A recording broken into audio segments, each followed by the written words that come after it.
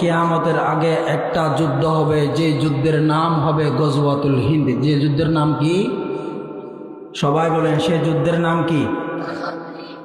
যদি কোনো মুসলমান, এখন তো আপনাদের ভয় লাগতেছে মনে হয়, হ্যাঁ, ডরম দেনা হনো।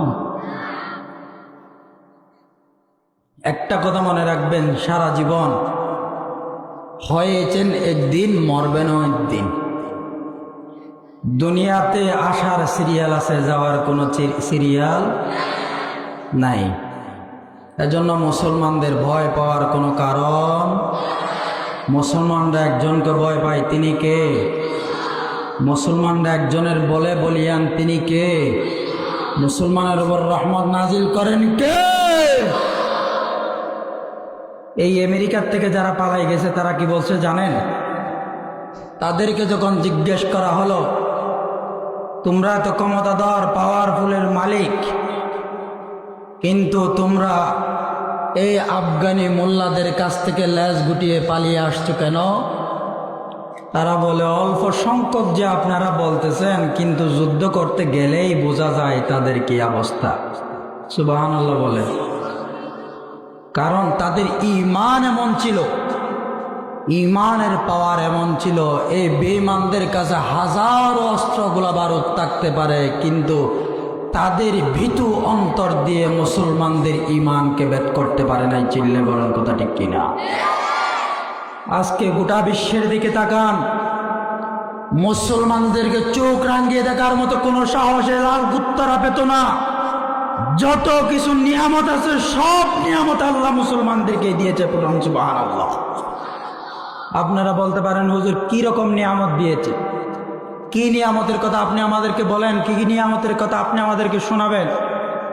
আপনারা বলবেন, আমেরিকার কাছে এমন অত্যাধুনিক উড়োজাহাজ আছে, যে অত্যাধুনিক উড়োজাহাজ থেকে যদি একটা বোম্বিং করা হয়, আমার বাংলাদেশের মতো 10-20টা দেশ এমনিতে জলে চারকার হয়ে যাবে, মুসলমানদের দেশ চারকার হয়ে যাবে। এখন আপনাদের কাছে জিজ্ঞেস করতে চাই, মুসলমান, এই বিমানগুলাকে পেট্রোল অকটেন ছাড়া কি কখনো চালানো যাবে? কথা বলে না কেন? যাবে? এই অকটেন পেট্রোল সব কিছুতে দিয়েছে আল্লাহ পাক সৌদি আরবে আর কাতারে, কিন্তু তাদের রাজত্ব আর চেয়ারকে ধরে রাখার জন্য মুনাফেক হিসেবে বসে আছে। 1 মাসের জন্য যদি বন্ধ করে দেওয়া হয়, লাল কুত্তারা বিকটাল চুলি নিয়ে রাস্তায় রাস্তায় ঘুরতে বাধ্য হবে। কিন্তু আজকে আমরা ক্ষমতার পাগল হয়ে গেছি। কেমন ক্ষমতার পাগল হয়েছি? আজকে নির্বাচন আসলে দেখা যায় আমার নেতার চরিত্র ফুলের চাইতে পবিত্র, বাকি অংশ বলে না। কি? নামাজ নাই এ ভক্ত, চুলদারি কম ভক্ত, শয়তানের ভক্ত। চিল্লে বলেন কথা ঠিক কিনা? মুস্তুস রাখে দিন দেল ডল্লা গেফা নারা দিবে না, এফান নারাত তারা ফান। ইয়া তো আর দেশত এই অবস্থায় ই হলিও হদুজুর হলে রাজনীতি করছে দেয়। সুদের বিরুদ্ধে কথা বললে, ঘুষের বিরুদ্ধে কথা বললে, জেনাবে বিচারের বিরুদ্ধে কথা বললে, নির্যাতনের বিরুদ্ধে কথা বললে, তখন আমাদেরকে বলে হুজুর রাজনীতি করছে। রাজনীতি কারো কয় মিয়া? আমরা কি তোমাদের চেয়ার নিয়ে টানাটানি করেছি কখনো? বলেন বলেন।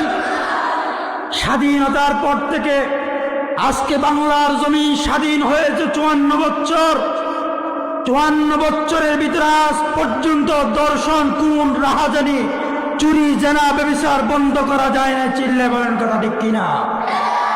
পরিষ্কার ভাষায় আজকের শাহবাগান মাদ্রাসার মাহফিল থেকে জানিয়ে দিতে চাই, 1 মাস কুরআন দিয়ে পরিচালিত করে দেখেন, আল্লাহর কসম, বাংলার জমিন থেকে চুরি, ডাকাতি, খুন, রাহাজানি, জেনা, ব্যভিচার বন্ধ হয়ে যাবে।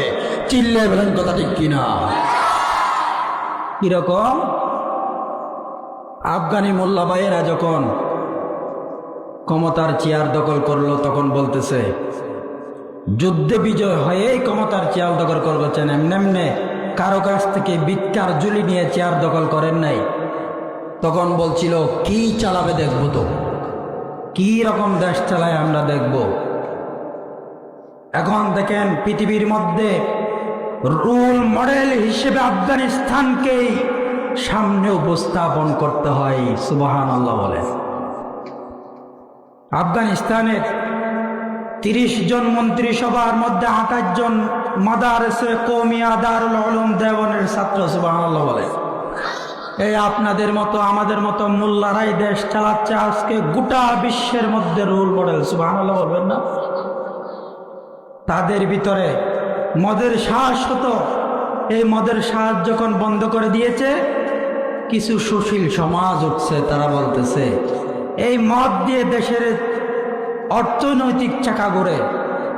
এখন এই মোল্লারা যখন মদের কাজ কারবার বন্ধ করছে, কিভাবে চালায় দেখি, কিন্তু সেখানে মদকে বন্ধ করে দিয়া তারা এমন এমন জিনিস চালু করছে, গোটা বিশ্ব তাদের দিকে তাকিয়ে আছে। সুবহানাল্লাহ বলে। কিন্তু আমার দেশ আজকে 54 বছর, আফগানিস্তান মাত্র 4 বছর। আফগানিস্তান কয় বছর? সবাই তো বলেন না কয় বছর? কিন্তু আমার দেশ বর্তমানে 54 বছর রানিং, আর কয়েকদিন পরে ডিসেম্বর আসলে 55 বছরে পা দিবে। এই 54 বছরে ক্ষমতার পালা বদল হয়েছে, একজন আসছে, একজন চলে গেছে, আরেকজন আসছে, কিন্তু দুর্নীতি আজ পর্যন্ত কেউ বন্ধ করতে পারছে নাকি? ররের পরিবর্তে বাস দেওয়া বন্ধ হয়েছে নাকি? আওয়াজ দিয়ে বলেন। কিন্তু যদি আজকে ইসলামী হুকুমত যদি কায়েম হতো, চোরদেরকে ধরে যদি একেবারে স্টেডিয়ামের মধ্যে হাত করে দেওয়া হতো, জানাতার আর চোরদেরকে, বদমাশদেরকে যদি ফাঁসির কাস্টে ঝুলানো হতো, 1 2 জনকে ধরার পরে বাংলার জমিন জান্নাতের বাগান হয়ে যেত। চিল্লে বলেন কথা ঠিক কিনা? এরকম চুরি ডাকাতির দুঃসাহস আর কেউ দেখাইতে পারতো? আওয়াজ দিয়ে বলেন পারতো? এই জন্য মুসলমান জিহাদ ইমান তৈরি করেন মিয়া। আপনার মতো আমার মতো অনেক মানুষ সুস্থ আছে, আবার অনেক মানুষ অসুস্থ আছে। ফিলিস্তিনের মধ্যে দেখেন ছোট ছোট বাচ্চারা পর্যন্ত আজকে বেঈমানদের দিকে চোখ রাঙিয়ে দেখে অস্ত্র হাতে নিয়ে বসে থাকে। কিন্তু আমাদের দিকে যদি একটা ঠিক বেঠিক সব ঠিক আছে, স্টেজের নিচ থেকে যদি একটা ব্যাঙ লাফ দেয়, সবাই পালাই যায়। এই তো আমাদের ইমান, আমাদের ইমানের এই অবস্থা। ইমান মজবুত করেন।